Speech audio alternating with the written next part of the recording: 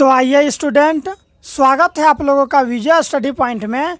और आज की इस वीडियो में मैं आप सभी को एनसीईआरटी बायोलॉजी के अध्याय 2 जिसका नाम है नियंत्रण एवं समन्वय के टोटल वीवीआई ऑब्जेक्टिव प्रोवाइड करवाने वाला हूं। अगर आप टोटल वीवीआई ऑब्जेक्टिव को अगर देख लेते हैं, समझ लेते हैं, तो समझ लीजिए कि 2026 में जो आप लोगों का एग्ज़ाम होगा ना, इस चैप्टर से आप लोगों का एक भी मार्क्स कटने वाला नहीं है, क्योंकि मैं जो भी प्रश्न करवाता हूँ वो एग्ज़ाम के लिए काफ़ी इम्पोर्टेंट और महत्वपूर्ण होता है। जैसे कि आप लोग यहाँ पर देख सकते हैं कि 1 नंबर से लेके जो 6 नंबर तक का जो प्रश्न है ना मेरे प्यारे बच्चों, वो 2025 में पूछा गया है। यहाँ पर देखिए 2025 में पूछा है ना। इसी तरह के 6 के बाद जो 7-8 नंबर का जो प्रश्न है वो 2024 में पूछा गया है। ठीक है, यानी कि मैं आप लोगों को केवल इम्पोर्टेंट और पूछा हुआ ही प्रश्न करवा रहा हूँ, इसलिए आप लोग वीडियो के अंत तक बने रहें।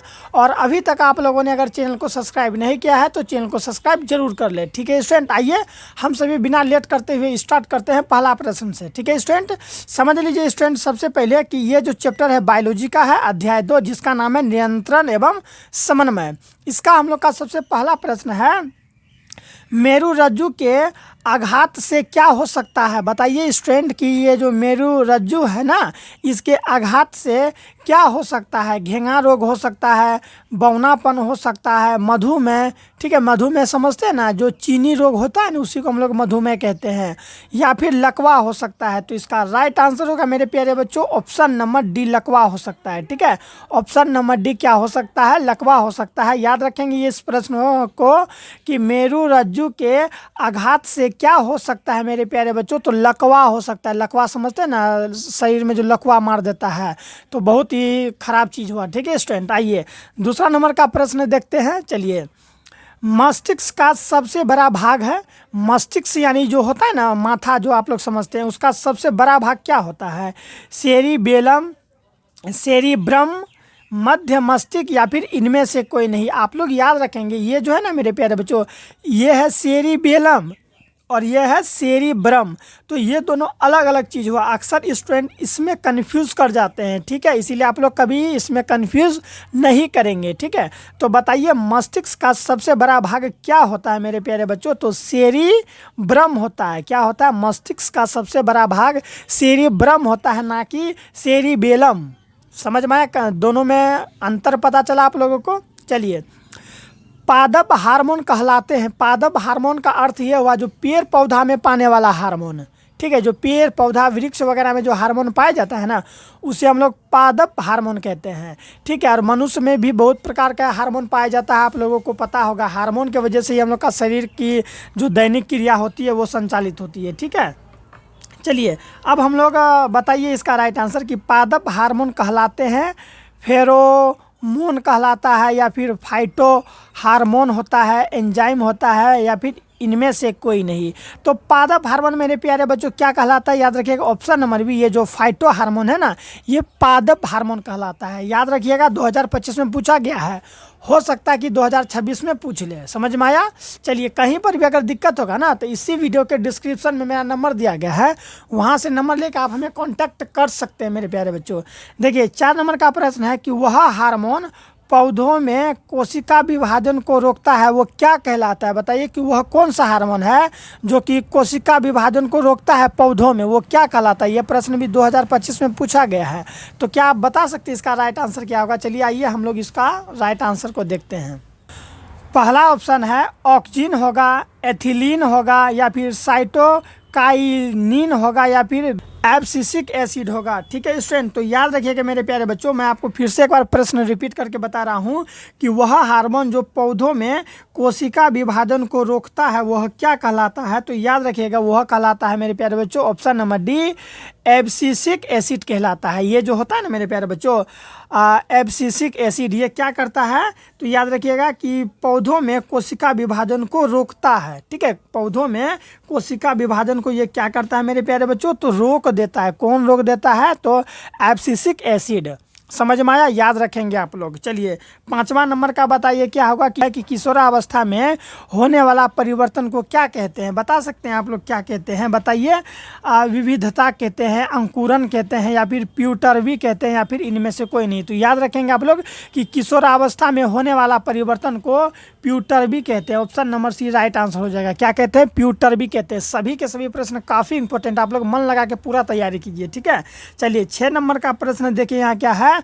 हार्मोन जो किशोरों में, ठीक है, किशोरों में, किशोरों अर्थात लड़का, ठीक है, किशोरी अर्थात लड़की, ठीक है, हार्मोन जो किशोरों में यौवनावस्था के लक्षणों को नियंत्रण करता है वह होता है, वह क्या होता है मेरे प्यारे बच्चों? तो ऐसे समझिए कि वह कौन सा हार्मोन है जो कि किशोरों में अर्थात लड़कों में जो है ना यौवनावस्था के लक्षणों को क्या करता है? नियंत्रण करता है। जैसे कि यौवनावस्था में देखिए पुरुष जब रहता है, लड़का सब जब टीनेजर्स में रहता है तो देखते होंगे उसका शरीर में बहुत सारा परिवर्तन आता है। जैसे कि देखिएगा कि गाल पर यानी कि मुंह पर बाल आ जाना, कांख में बाल आ जाना, ठीक है, जनन तंत्र में बाल का आना, ठीक है, और वीर्य का बनना, ठीक है, स्पर्म का बनना, ये सभी क्या है? तो हार्मोन ही है, ठीक है, ये हार्मोन के वजह से ही होता है। तो ये कौन हार्मोन के वजह से ऐसा होता है? जो कि पुरुष में देखते हैं ना 18 साल, जैसे 13 साल टपता है 13 साल, तो लड़का में देखिएगा बहुत सारा परिवर्तन होने लगेगा, शरीर में से लेकर मुंह में मुंह छुगने लगेगा, कांख में बाल आने लगेगा। तो ये सब चीज़ आखिर कौन हार्मोन की वजह से होता है? तो लड़का में याद रखिए, ये लड़का का बात है, लड़की में अलग हार्मोन होता है, लड़का में अलग हार्मोन होता है। तो 6 का राइट आंसर हो जाएगा टेस्टोस्टेरोन होता है। क्या होता है? टेस्टोस्टेरोन। यही हार्मोन की वजह से जो पुरुष होता है, जो लड़का होता है ना, उसमें बहुत सारा परिवर्तन आता है। समझ में आ गया? तो इसका याद रखेंगे आप लोग। अगला देखिए यहाँ पर 7 नंबर का कि अग्नाशय से कौन सा हार्मोन स्रावित होता है? बताइए, अग्नाशय से जो है ना मेरे प्यारे बच्चों कौन सा हार्मोन स्रावित होता है? तो इसका राइट आंसर हो जाएगा मेरे प्यारे बच्चों इंसुलिन स्रावित होता है, ठीक है। क्या स्रावित होता है? इंसुलिन स्रावित होता है। अग्नाशय से कौन सा हार्मोन स्रावित होता है मेरे प्यारे बच्चों? तो इंसुलिन नामक एक हार्मोन होता है जो कि अग्नाशय से स्रावित होता है, ठीक है। याद रखेंगे मेरे प्यारे बच्चों, सभी के सभी प्रश्न काफ़ी इंपॉर्टेंट है। आइए हम लोग 8वां नंबर का प्रश्न देखते हैं। क्या 8वां नंबर का प्रश्न? यहाँ देखिए कि सजीव, क्या है मेरे प्यारे बच्चों? सजीव जीवधारियों द्वारा किस प्रकार की नाइट्रोजनी पदार्थ का उत्सर्जन होता है? बताइए कि सजीव जीवधारी जो होता है ना उसके द्वारा किस प्रकार का नाइट्रोजनी पदार्थ का उत्सर्जन होता है? बताइए, यूरिया का होता है, अमोनिया का होता है, यूरिक अम्ल का होता है, या फिर इनमें से सभी? तो इसका राइट आंसर हो जाएगा मेरे प्यारे बच्चों इनमें से सभी का होता है, ठीक है। इनमें से सभी अर्थात कि जो भी जीवधारी होता है ना उसमें उत्सर्जन के रूप में क्या यूरिया भी निकलता है, अमोनिया भी निकलता है, यूरिक अम्ल भी निकलता है, इसलिए इसका राइट आंसर हो जाएगा इनमें से सभी। और ये प्रश्न 2024 में पूछा गया है, ठीक है। स्टूडेंट लगातार वीडियो को देखते रहिए, मैं आपको समझा के पूरा वीडियो समाप्त करूंगा, ठीक है। इसमें अध्याय 2 में जितना भी प्रश्न है सब मैं बता दूंगा, ठीक है। अगर आप पूरा का पूरा वीडियो देख लेते हैं तो समझ लीजिए कि आप लोग तो ऐसे 5 नंबर तो कम से कम फिक्स है कि ऑब्जेक्टिव में उठा ही लेंगे, ठीक है, क्योंकि इतना इंपॉर्टेंट सब प्रश्न है। चलिए अगला देख लेते हैं। क्या 9 नंबर का? विरिक सहायता करता है। विरिक का अर्थ होता है किडनी मेरे प्यारे बच्चों, विरिक का अर्थ होता है किडनी। किडनी सहायता प्रदान करता है। तो आप लोग बताइए जो किडनी होता है वो किस में सहायता प्रदान करता है? श्वसन में। श्वसन में तो फेफड़ा का काम होता है, जनन तंत्र में तो जनन का काम होता है, ठीक है। ये पाचन में तो हम लोग का ये छोटी आंत, बड़ी आंत, लीवर, ये सब का योगदान होता है। लेकिन ये जो होता है ना विरिक सहायता करता है उत्सर्जन में। उत्सर्जन का अर्थ हुआ जब हम लोग अपना शरीर से पेशाब को बाहर करते हैं ना तो वहाँ किडनी काम करता है अर्थात विरिक काम करता है। याद रखिएगा आप लोग, काफ़ी इंपॉर्टेंट प्रश्न है, ठीक है। चलिए अब हम लोग अगला देखते हैं। 10 नंबर का प्रश्न है कि निम्नलिखित में कौन मनुष्य का एक उत्सर्जी अंग नहीं है? पूछा उत्सर्जी अंग नहीं है। फेफड़ा है, विरिक है, अग्नाशय है, या त्वचा है? बताइए कौन है मेरे प्यारे बच्चों जो कि उत्सर्जी अंग नहीं है? तो ऑप्शन नंबर सी अग्नाशय हम लोग का उत्सर्जी अंग नहीं है, क्योंकि देखिए ये तो हम लोग का पानी को फिल्टर करके हम लोग को पेशाब के रूप में निकालता है। त्वचा भी क्या करता है? त्वचा आप लोग को पता है, त्वचा जो हम लोग का पसीना को निकालता है शरीर से बाहर, तो ये भी उत्सर्जी अंग हुआ। अब फेफड़ा क्या करता है? फेफड़ा से भी हम लोग क्या करते हैं, जैसे भी हम लोग सांस लिए तो अंदर से कार्बन डाइऑक्साइड वो फेफड़ा में जाके फिर फेफड़ा के माध्यम से हम लोग सांस ले पाते हैं। तो जैसे भी आप सांस खींचें तो ऑक्सीजन गया, ऑक्सीजन आपका बॉडी में गया, फिर वो फेफड़ा में पहुंचता है, फिर वहाँ से जो है कि कार्बन डाइऑक्साइड के रूप में बाहर निकलता है कि नहीं निकलता है? तो फेफड़ा ही तो वो सब काम करता है, ठीक है। तो याद रखिएगा ये भी सही आंसर होगा, ये भी सही होगा और ये भी सही होगा, ठीक है। यहाँ पर कौन उत्सर्जी अंग नहीं है? तो अग्नाशय किसी भी प्रकार का उत्सर्जी अंग नहीं है। यानी कि ये जो अग्नाशय है शरीर से किसी भी प्रकार का जो खराब पदार्थ होता है, अपशिष्ट पदार्थ होता है, उसे बाहर अग्नाशय नहीं निकालता है, लेकिन फेफड़ा निकालता है कार्बन डाइऑक्साइड को, विरिक निकालता है मूत्र को, और त्वचा निकालता है पसीना को। इसीलिए इस सबको हम लोग उत्सर्जी अंग कहेंगे। समझ में आ गया ना। चलिए 11 नंबर का आप लोग जवाब देने का प्रयास करेंगे। बताइए मेरे प्यारे बच्चों कि पादप हार्मोन का एक उदाहरण है, पादप हार्मोन अर्थात समझे ना, जो पेड़ पौधा में पाए जाने वाला हार्मोन होता है। तो पादप हार्मोन का एक उदाहरण क्या है बताइए? IAA है या फिर TSH है, ACH है या फिर ACTH है। तो इसका राइट आंसर होगा मेरे प्यारे बच्चों IAA है। ठीक है, पादप हार्मोन का उदाहरण है IAA। ठीक है, ये पादप हार्मोन का एक उदाहरण है, अर्थात ये एक पादप हार्मोन है, पौधों में पाए जाने वाला हार्मोन है मेरे प्यारे बच्चों। नेक्स्ट है कि खुला परिवहन तंत्र पाया जाता है। खुला परिवहन तंत्र किस में पाया जाता है? कबूतर में पाया जाता है, तितली में पाया जाता है, मनुष्य में पाया जाता है या फिर बिल्ली में पाया जाता है। तो ये जो खुला परिवहन तंत्र होता है मेरे प्यारे बच्चों, वो कहाँ पाया जाता है? तो तितली में पाया जाता है। कहाँ पाया जाता है? तितली में। याद रखिएगा, काफ़ी इंपॉर्टेंट है। ठीक है, खुला परिवहन तंत्र कहाँ पाया जाता है? तो तितली में पाया जाता है। अगला प्रश्न है कि सबसे छोटी अंतःस्रावी ग्रंथि क्या है? सबसे छोटी बात कर रहा है मेरे प्यारे बच्चों कि सबसे छोटी अंतःस्रावी ग्रंथि क्या है? तो अंतःस्रावी ग्रंथि अगर सबसे छोटी है तो ऑप्शन नंबर सी हो जाएगा, पीनियल है। क्या है? पीनियल। याद रखिएगा, सबसे छोटी अंतःस्रावी ग्रंथि क्या है? पीनियल है। ठीक है, याद रखिएगा कि सबसे छोटी का बात कर रहा है अंतःस्रावी ग्रंथि। याद रखिएगा, अगर आप लोग ये एग्जाम के दृष्टिकोण से याद नहीं भी रखते हैं तो भी नॉलेज के दृष्टिकोण से ये सब चीज़ याद रखा कीजिए। ठीक है, सबसे छोटी अंतःस्रावी ग्रंथि क्या है? तो पीनियल है। याद रखेंगे आप लोग। चलिए अगला बताइए क्या है 14 नंबर का कि सिनैप्टिक, ठीक है, सिनैप्टिक नोब्स पाया जाता है। सिनैप्टिक नोब्स पाया जाता है किसमें पाया जाता है मेरे प्यारे बच्चों? बताइए। वृक्क में पाया जाता है, मस्तिष्क में पाया जाता है, अंडाशय में पाया जाता है या फिर न्यूरॉन में पाया जाता है? तो 14 का राइट आंसर हो जाएगा न्यूरॉन। क्या हो जाएगा? न्यूरॉन। ठीक है, सिनैप्टिक्स नोब्स पाया जाता है न्यूरॉन में। किसमें पाया जाता है मेरे प्यारे बच्चों? न्यूरॉन में। अगला बताइए 15 नंबर का क्या होगा? काफ़ी इंपॉर्टेंट सा प्रश्न है ना। 15 का है कि थायरॉक्सिन हार्मोन। थायरॉक्सिन हार्मोन ये एक हार्मोन है। ठीक है, हार्मोन मैंने बताया था कि मनुष्य में अलग हार्मोन पाया जाता है और पेड़ पौधा में भी हार्मोन पाया जाता है। तो अलग अलग हार्मोन सब में होता है।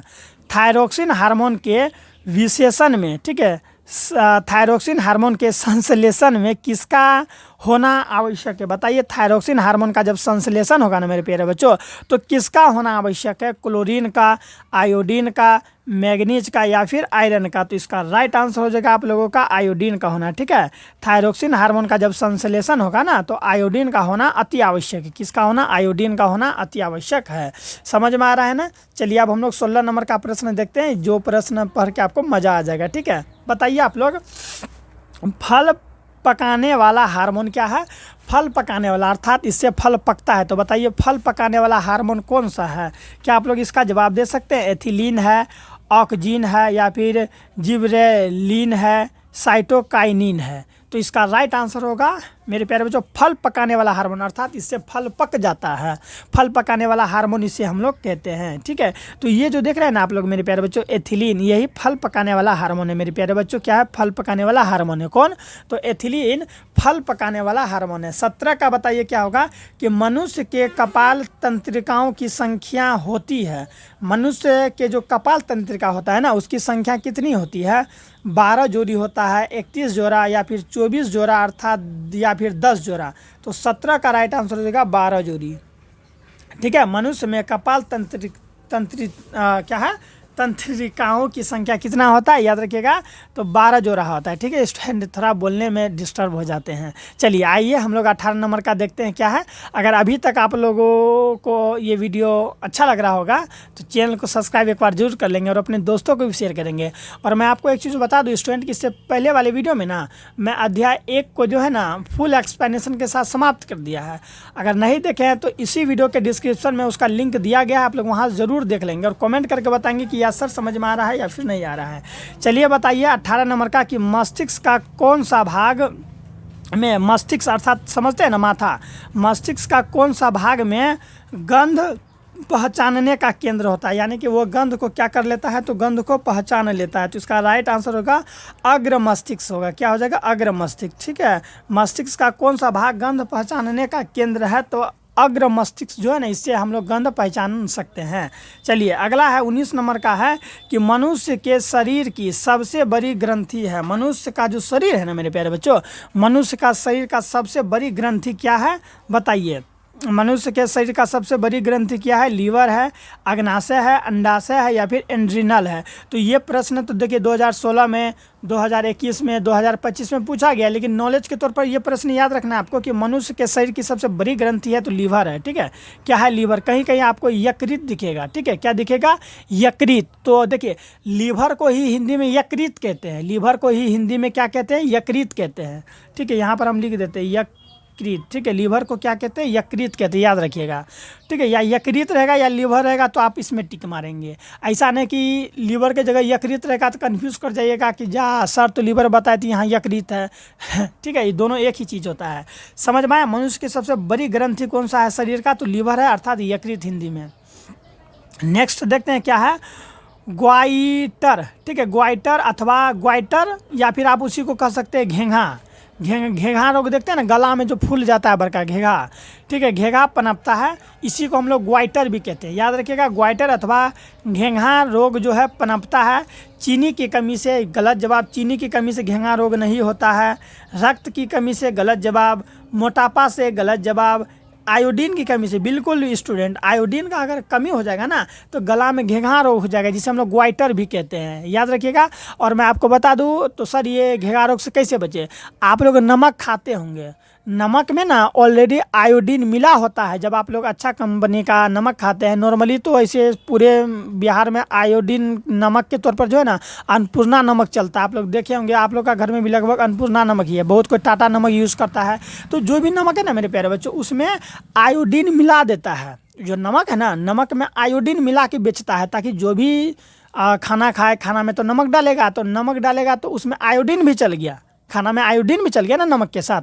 तो फिर जब आप उसका सेवन करते हैं तो वही आयोडीन आपका बॉडी में जाता है, और जैसे ही आयोडीन जाएगा तो ये ग्वाइटर अथवा घेंघा रोग आपके अंदर नहीं होगा। ठीक है, अगर आप लोग लगातार 1 साल तक नमक खाना छोड़ दीजिए, देखिए आपको घेंघा रोग हो जाएगा 1 साल तक। क्योंकि देखिए बहुत सारा ऐसा पदार्थ है, आप लोग देखिए बहुत ऐसा तो कि आप लोग नमक नहीं खाते हैं तो कोई और चीज़ नहीं खाते हैं, बहुत सारा फल फूल खाते हैं, तो उसमें भी बहुत सारा ऐसा फल है, बहुत सारा ऐसा चीज़ है जिसमें आयोडीन पाया जाता है, तो बॉडी उससे ले लेता है।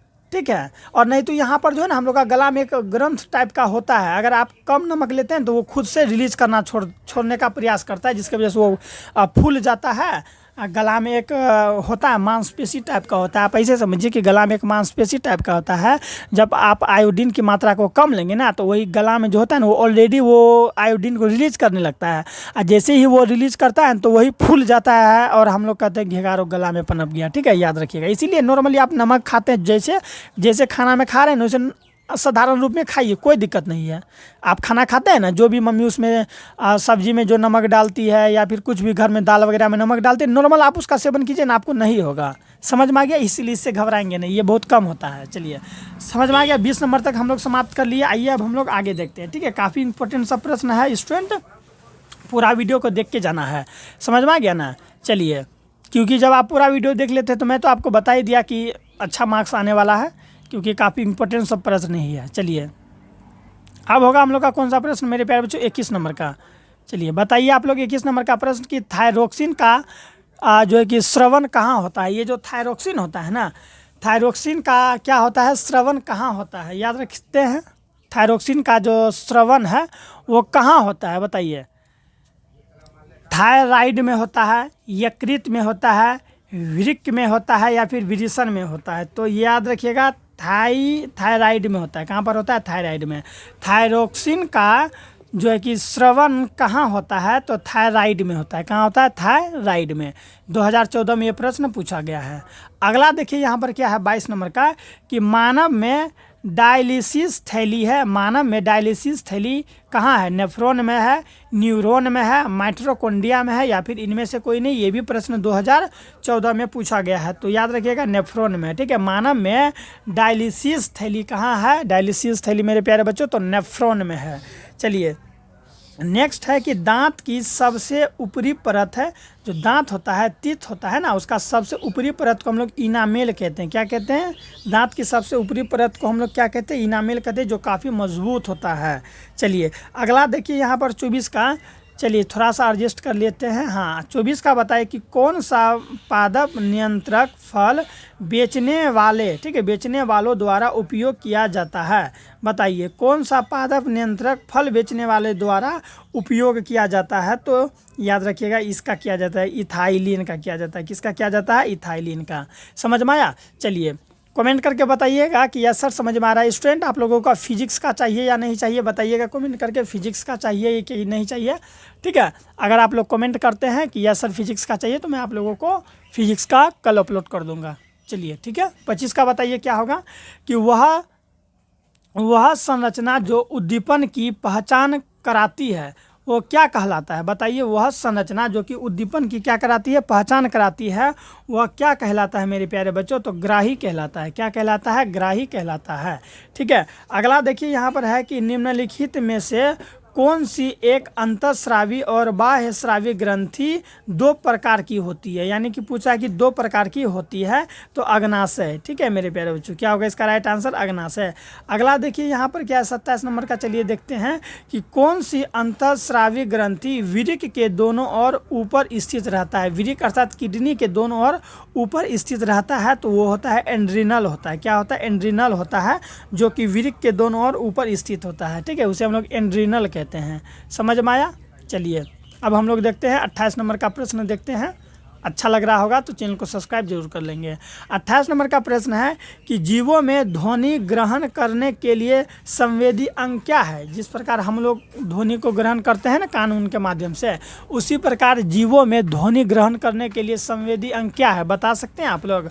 प्रकाश ग्राही है या फिर घ्राण ग्राही है, श्रवण ग्राही है या फिर स्पर्श ग्राही है। तो 28 का राइट आंसर हो जाएगा ऑप्शन नंबर सी हो जाएगा मेरे प्यारे बच्चों, श्रवण ग्राही है। ठीक है, श्रवण अर्थात सुनते हैं ना, तो इससे भी रिलेट कर सकते हैं आप लोग। 29 का देखिए क्या है कि वृक्क के ऊपर, किसके ऊपर? वृक्क अर्थात किडनी के ऊपर स्थित अंतःस्रावी ग्रंथि क्या है। तो शायद ये मैंने अभी बताया था क्या? 29 का सी हो जाएगा। ठीक है, अधिवृक्क ग्रंथि। ठीक है, ये अलग है, अधिवृक्क ग्रंथि। समझ में आया कि वृक्क के ऊपर स्थित अंतःस्रावी ग्रंथि क्या है? तो अधिवृक्क ग्रंथि है। अगला देखिए 30 का क्या है?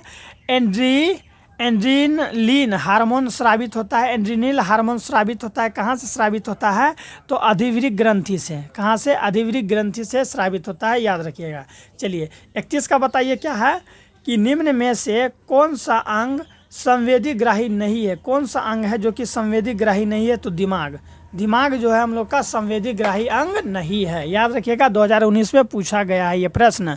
ठीक है, कौन सा अंग है जो संवेदी ग्राही नहीं है? तो दिमाग संवेदी ग्राही अंग नहीं है।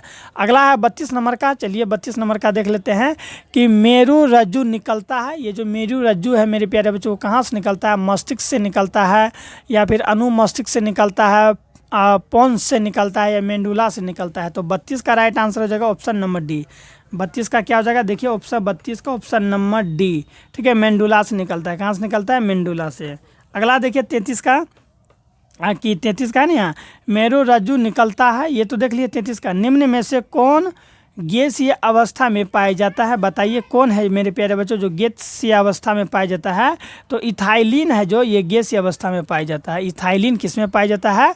तो इथाइलिन मेरे प्यारे बच्चों गैसीय अवस्था में पाया जाता है। चलिए अगला देख लेते हैं क्या है कि निम्नलिखित में से कौन सा पादप हार्मोन है। कौन सा पादप हार्मोन है? तो ये जो है ना साइटोकाइनिन, ये मेरे पादप हार्मोन है। साइटोकाइनिन क्या है? एक पादप हार्मोन है। 2016 और 2019 में पूछा गया है। चलिए अगला देख लेते हैं 35 नंबर का कि दो तंत्रिका कोशिकाओं के मध्य खाली स्थान को कहते हैं। जो दो तंत्रिका तंत्र होता है ना, उसके बीच में जो खाली स्थान होते हैं ना, उसे क्या कहते हैं? वही पूछ रहा है क्या कहते हैं, या फिर इसी को हम लोग कहते हैं दो न्यूरॉनों के संपर्क बिंदु को क्या कहते हैं? बता सकते हैं आप लोग इसे क्या कहते हैं? तो याद रखिएगा इसे हम लोग कहते हैं सिनेप्स कहते हैं। ठीक है, सिनेप्स रहेगा या फिर सिनेटिक दरार। ठीक है, यही होगा इसका राइट आंसर। समझ में आया? तो एक बार फिर से कि दो तंत्रिका कोशिकाओं के मध्य जो खाली स्थान होता है ना, उसे हम लोग सिनेटिक दरार कहते हैं या फिर इसी को हम लोग सिनेप्स कहते हैं। इस तरह से स्टूडेंट हम लोग का टोटल 35 VVI ऑब्जेक्टिव समाप्त होता है। अभी बाकी के लगभग अभी मैं आप लोगों को 80 88, ठीक है, लगभग मैं आपको 90 प्रश्न अभी इस वीडियो में कराऊंगा। तो 90 प्रश्न बायोलॉजी का है, तो इसको थोड़ा समझा के बताना होता है। ठीक है, अगर मैं आपको डायरेक्ट अगर बताऊँ ना मेरे प्यारे बच्चों, तो इससे क्या होगा, आपको उतना अच्छा से समझ में नहीं आएगा। इसीलिए मैं इस प्रश्न को क्या कर रहा हूँ, 1 से 2 बार रिपीट भी कर रहा हूँ ताकि आप लोग को समझ में आ जाए। ठीक है, इसलिए पूरा वीडियो को वॉच करते रहना है। लगभग आपको मैं 90 ऑब्जेक्टिव प्रोवाइड करवाने वाला हूँ। अगर 90 ऑब्जेक्टिव अगर देख लेते हैं तो सोच लीजिए कि जो भी प्रश्न है इंपॉर्टेंट है तो आपको कितना अच्छा से तैयारी हो जाएगा। इसलिए पूरा देखते रहना है। ठीक है, 90 प्रश्न है, काफ़ी इंपॉर्टेंट सा प्रश्न है।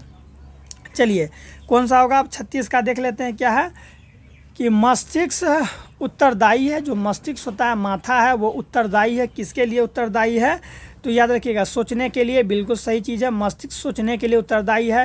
हृदय के संबंधन के लिए, बिल्कुल सही बात है। शरीर को संतुलन बनाने के लिए दिमाग का कितना बड़ा योगदान होता है, बहुत बड़ा।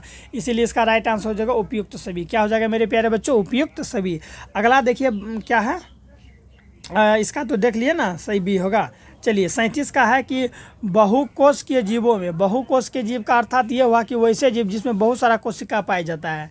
ठीक है, बहुकोशिकीय जीवों में निम्न में से किस प्रकार का समन्वय पाया जाता है, बता सकते हैं। तो याद रखिएगा रासायनिक समन्वय भी पाया जाता है और तंत्रिका समन्वय भी पाया जाता है। इसलिए इसका राइट आंसर होगा उपयुक्त दोनों। क्या होगा, उपयुक्त दोनों।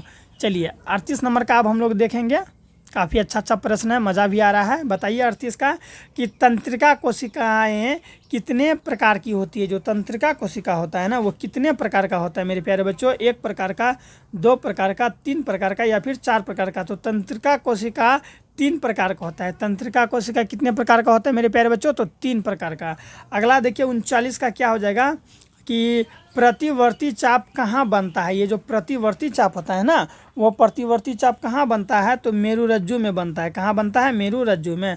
40 का देखिए क्या है कि शरीर की प्रधान, ठीक है, शरीर की प्रधान नियंत्रक ग्रंथि किसे कहा जाता है। शरीर की प्रधान नियंत्रक, ठीक है, ग्रंथ प्रधान है ये शरीर के लिए। ठीक है, नियंत्रण ग्रंथ किसे कहा जाता है, जनन ग्रंथ को, पीयूष ग्रंथ को, थायराइड ग्रंथ को, या फिर इनमें से कोई नहीं। तो इसका राइट आंसर हो जाएगा पीयूष ग्रंथि को कहते हैं। ठीक है, प्रधान ग्रंथि भी कहते हैं इसे। समझ में आया।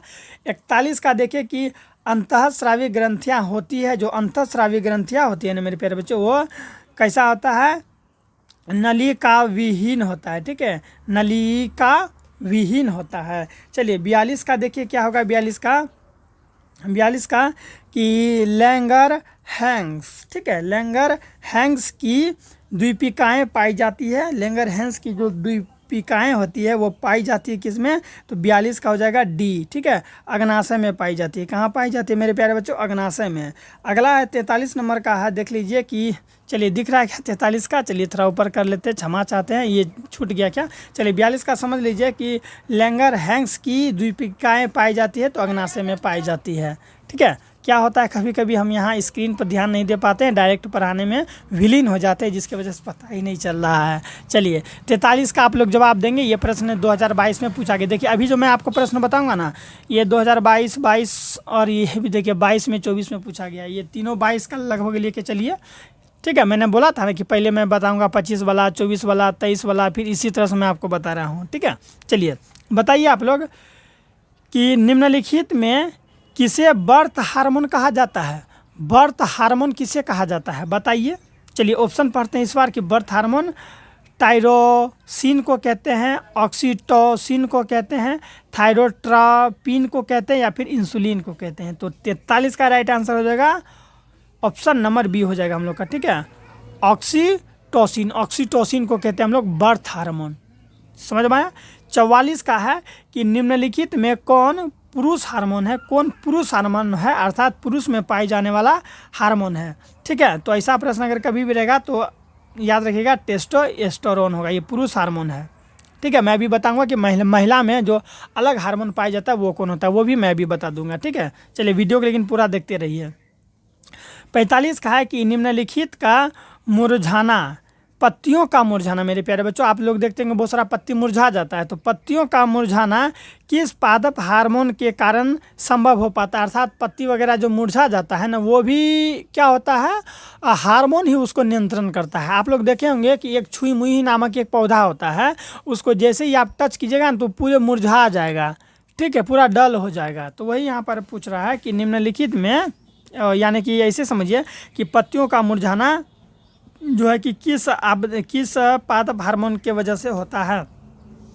तो याद रखिएगा उस हार्मोन का नाम है ये ऑप्शन नंबर सी एब्सिसिक अम्ल। एब्सिसिक अम्ल ये एक हार्मोन है और यही हार्मोन की वजह से क्या होता है, जो पत्ती वगैरह होता है वो मुरझा जाता है।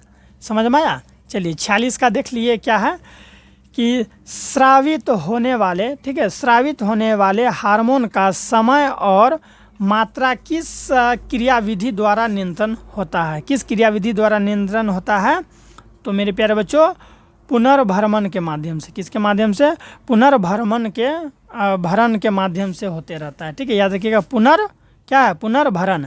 फिर से समझिए कि स्रावित होने वाला हार्मोन जो शरीर से स्रावित होता है ना हार्मोन, और समय और मात्रा कितना कब होगा, ठीक है, कितना मात्रा में हार्मोन रिलीज होगा, ये जो क्रियाविधि द्वारा नियंत्रण की जाती है वो पुनर्भरण के माध्यम से जो है कि इसको नियंत्रण किया जाता है।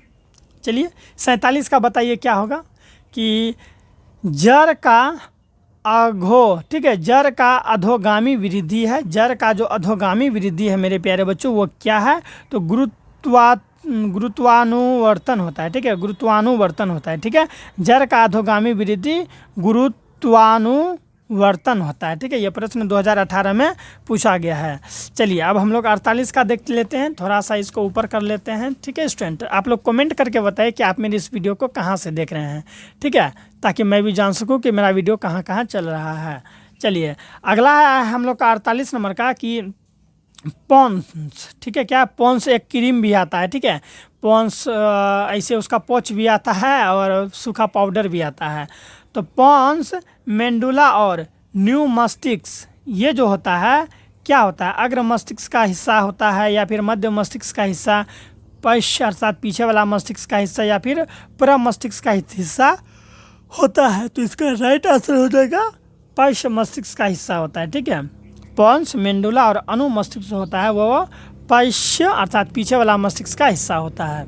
याद रखिएगा आप लोग।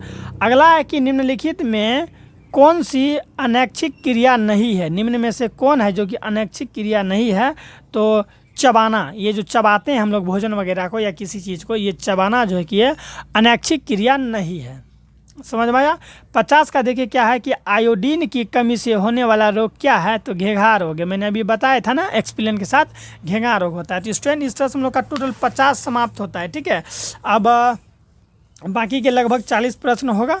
चलिए अब हम लोग इसे देखते हैं जल्दी जल्दी। ठीक है, चलिए 51 का जवाब दीजिए क्या होगा। 51 नंबर का जो ये प्रश्न है मेरे प्यारे बच्चों कि मस्तिष्क का कौन सा भाग शरीर की स्थिति तथा संतुलन का अनुरक्षण करता है। बताइए मस्तिष्क का कौन सा ऐसा भाग है जो शरीर की स्थिति तथा संतुलन को क्या करता है मेरे प्यारे बच्चों, अनुरक्षण करता है। अग्र मस्तिष्क है या फिर मध्य मस्तिष्क, अनुमस्तिष्क, या फिर इनमें से सभी। तो 51 का राइट आंसर हो जाएगा ऑप्शन नंबर सी, अनुमस्तिष्क है। क्या हो जाएगा, अनुमस्तिष्क। स्टूडेंट मैं आप लोगों को एक चीज़ बताना चाहता हूं मेरे प्यारे बच्चों कि इससे पहले वाले वीडियो में ना मैं बाकी के अध्याय को फुल एक्सप्लेनेशन के साथ समाप्त कर दिया है। ठीक है, बाकी का अध्याय जैसे कि आप लोग अगर देखना चाहेंगे ना तो देख सकते हैं। बाकी का अध्याय जैसे कि हिंदी हो गया, ठीक है, हिंदी हो गया आप लोगों का, या फिर संस्कृत हो गया, ये सब चैप्टर को मैंने समाप्त कर दिया है। वो लोग को भी आप लोग जो है ना समय समय पर देखते रहिएगा। ठीक है, इससे क्या होगा, आप लोग का हर सब्जेक्ट में अच्छा से तैयारी होगा। ऐसा नहीं कि आप लोग एक सब्जेक्ट को पढ़ लिए बाकी सब्जेक्ट पर ध्यान नहीं देना है, तो इससे आपका तैयारी ही ख़राब होगा। तो बाकी का जो सब्जेक्ट है उससे भी मैंने समाप्त किया हुआ है, तो उसको भी देखना नहीं भूलेंगे। समझ में आया। चलिए अब हम लोग देख लेते हैं 52 नंबर का। बताइए कि पादप हार्मोन साइटोकाइनिन सहायता करता है। ये जो पादप हार्मोन होता है ना जिसे हम लोग क्या कहते हैं, साइटोकिनिन कहते हैं, ये सहायता किस में करता है, तो याद रखिएगा प्ररोह के अग्रभाग की लंबाई में वृद्धि के लिए करता है। ठीक है, प्ररोह के अग्रभाग की लंबाई में वृद्धि के लिए करता है। अगला है 53 का है कि अनुकुंचन गति किस पौधे पर प्रमाणित की जाती है। ये जो कुंचन गति होती है ना, ये किस पौधे पर क्या की जाती है, प्रमाणित की जाती है। छुई मुई पर, या फिर घृत कुमारी पर, कैंडुला पर, या फिर कैक्टस पर। कैक्टस जानते हैं ना, जो कांटा वाला पौधा होता है जो हम लोग घर में लगाते हैं कि नज़र गुजर ना लगे, उसी को हम लोग कैक्टस कहते हैं, जिसे हम लोग नागफनी भी कहते हैं। तो 53 का राइट आंसर हो जाएगा ऑप्शन नंबर ए, छुई मुई। क्या हो जाएगा, छुई मुई।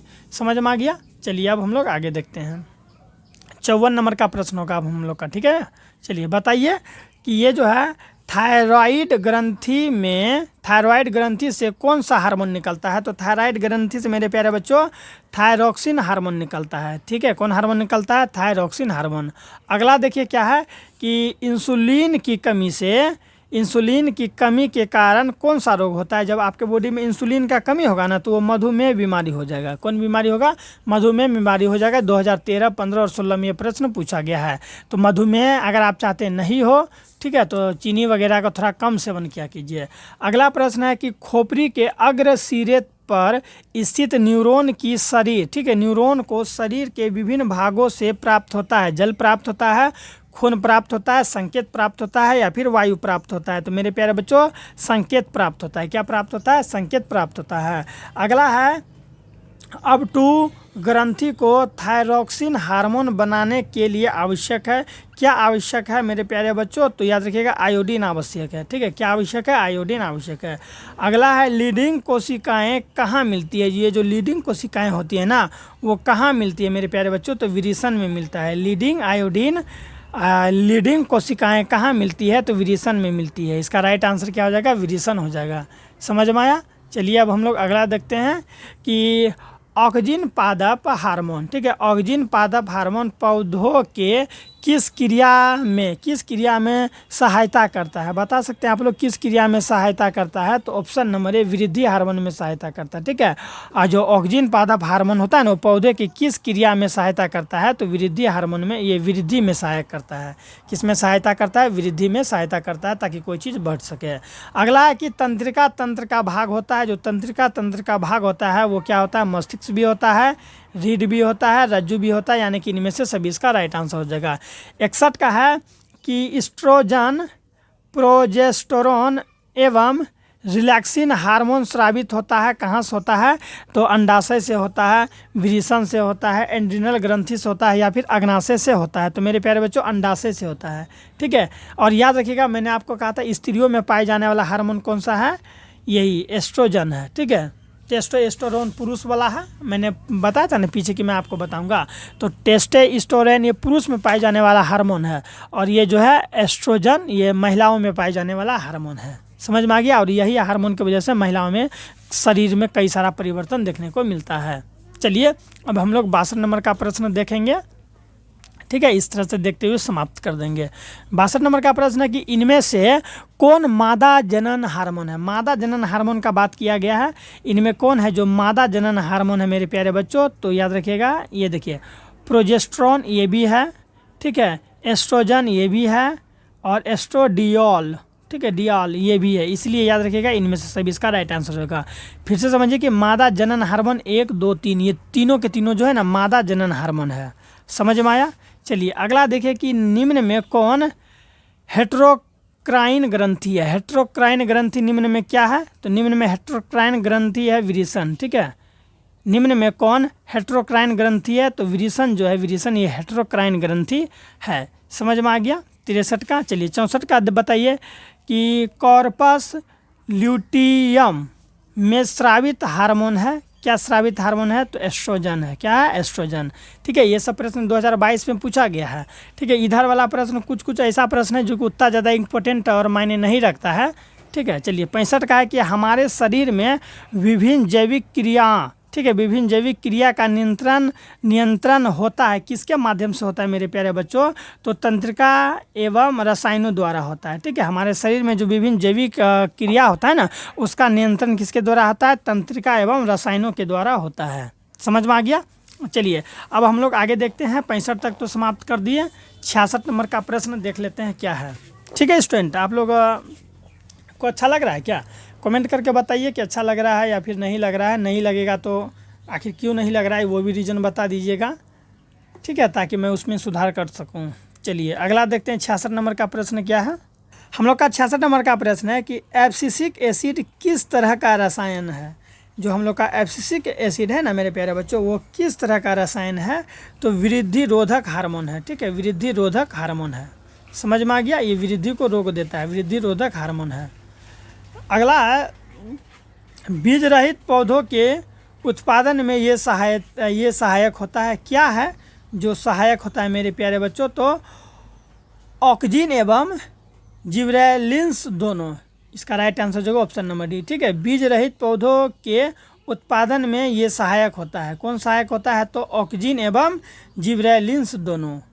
ठीक है, अगला है कि इनमें कौन फल पकाने के लिए प्रयुक्त होता है? कौन है जो फल पकाने के लिए प्रयुक्त होता है? तो एथिलीन मेरे प्यारे बच्चों फल पकाने के लिए उपयुक्त होता है और फल पकाया जाता है इसी के माध्यम से। ठीक है, चलिए अगला देखिए क्या है हम लोग का। ठीक है, 69 का प्रश्न क्या है कि मस्तिष्क का कौन सा भाग हृदय स्पंदन तथा श्वसन गति की दर को नियंत्रण करता है? कौन है जो हम लोग का क्या करता है? हृदय स्पंदन तथा श्वसन गति को नियंत्रण करता है। सेरिब्रम है, मेंडुला है, सेरिबेलम है या फिर डाइनसेफ्लॉन है? तो 69 का आप लोग का राइट आंसर हो जाएगा ऑप्शन नंबर बी हो जाएगा मेरे प्यारे बच्चों, मेंडुला हो जाएगा। ठीक है, अगला है कि इनमें कौन बुद्धि और चतुराई का केंद्र है? बुद्धि और चतुराई का केंद्र कौन है? तो बुद्धि और चतुराई का केंद्र सेरिब्रम को माना जाता है, इसी में हम लोग का बुद्धि वगैरह रहता है। ठीक है, चलिए 71 का है कि हार्मोन स्रावित होता है। जो हार्मोन होता है ना वो स्रावित होता है अंतःस्रावी ग्रंथि से। कहाँ से? अंतःस्रावी ग्रंथि से। 72 का है कि एंड्रिनल है। एंड्रिनल क्या है? तो याद रखिएगा कि एंड्रिनल जो है वो नरलिंग हार्मोन है। एंड्रिनल क्या है? नरलिंग हार्मोन है।